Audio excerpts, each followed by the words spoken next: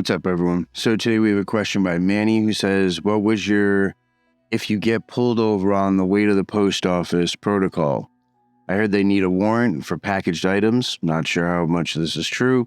I'd imagine it's nerve-wracking when you got 3 packages with a key each in them each.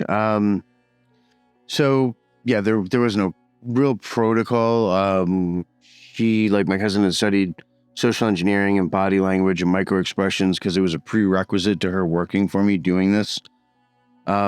In-depth operational security was definitely a mandate. And that's like some of the stuff that we went into aside from constitutional rights, federal law, state law, like all those kind of things are things that we looked at and studied, or I had her study. I already knew them. So those are the kind of things that going into it, they knew. So at the end of the day, like I say there was no protocol though, because like at the end of the day, if you're traveling with 100 boxes, right? And say you got, some here in the front seat, in the passenger seat, some in the back seat, some in the trunk, there's nothing you can do.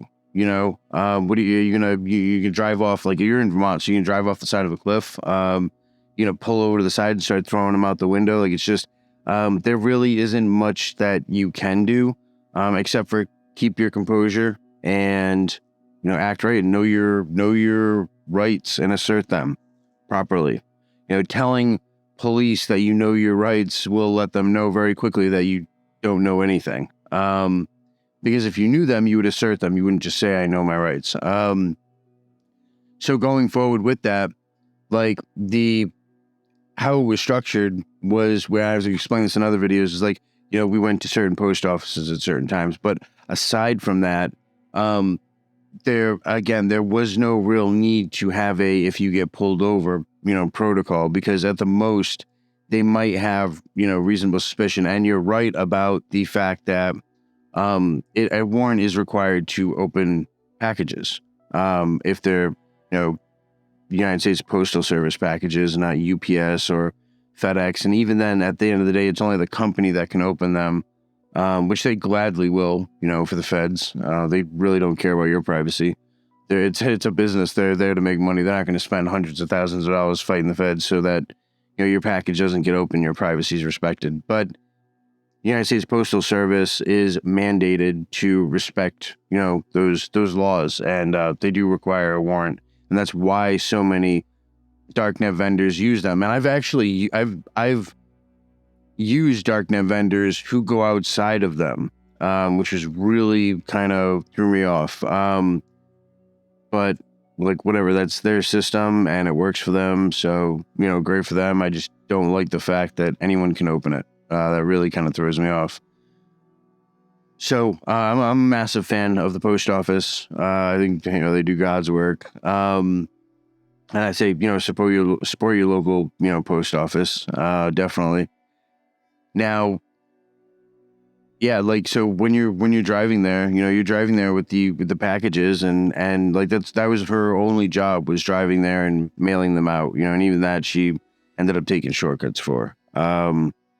So like you really don't need a protocol in that instance because there's really nothing that you can do, it's just like one of those things. It's a occupational hazard. Like a chef might have an occupational hazard of like cutting their finger with a knife, getting arrested for drug traffickers. It's just kind of a occupational hazard that you have to kind of consider and be ready for, and at the end of the day, like a traffic cop pulling you over, you should be able to handle that. If you're on the level that we're on, where like we're committing multiple felonies every day, and we're doing it on an international level, you should know how to navigate some town cop, who I dislike town cops. Like honestly, I prefer, sheriffs and, much more. I find the more power that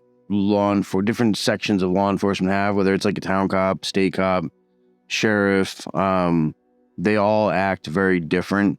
And I find that the people with the most power are the most humble, and the people with the least power are the most egotistical. And for me, that just, happens to be town cops. The only police I've ever really, had debates with about nonsense is power tripping town cops. Anyways, side issue. But like at the end of the day, you knowing the laws enables you to defend yourself against people like that, especially people who, don't know the laws. And like I find a lot of times law enforcement don't know the laws. But probably one of my favorite sections of, because we're on this topic, one of my favorite sections of law that safeguards citizens on a federal level from town cops, state cops, and even federal agents, anyone in law enforcement, is, I want to say it's Title 18, and Title 18 in federal law is criminal codes. So Title 18, I want to say it's Section 13. This is off the top of my head. So Section 13, subsection 241, 242, I think. And it's like deprivation of constitutional rights and conspiracy against deprivation of rights under color of law. And color of law is like, if you are a police officer and you are acting with you've been granted the authority of the town, the city, this, or state cop, the state, then you're acting with that authority, but you're also responsible to act properly with that. And there are pretty big repercussions that can come from that. And I think a lot of the times when I see people get taken advantage of by law enforcement or not, catch a case for something they shouldn't have, or, get taken advantage of, like their car gets towed, cops pull them over, tow their car. Like at the end of the day, a lot of the times it's because those people don't understand their rights, and they, make these verbal contracts with the police, and they don't know what they're doing. It's like, at the end of the day, like a cop asked you how fast you were going. I mean, he's literally asking you to incriminate yourself, and for you to answer that question, you're insane because he's not your friend. Like, there's no, a lot of people think there's like this line of like, oh, if I be honest and show respect, because that's the, they're brainwashed with that in school, to respect authority and, respect police officers and do what they're told. And like, that works well for children, but not for adults. And, those lines of like being a grown up and understanding your rights are things that, that's not something you're going to be taught, really in high school, because that's not something they want you to know, I know it sounds like a total conspiracy theory, but at the end of the day, it's my feelings on the subject.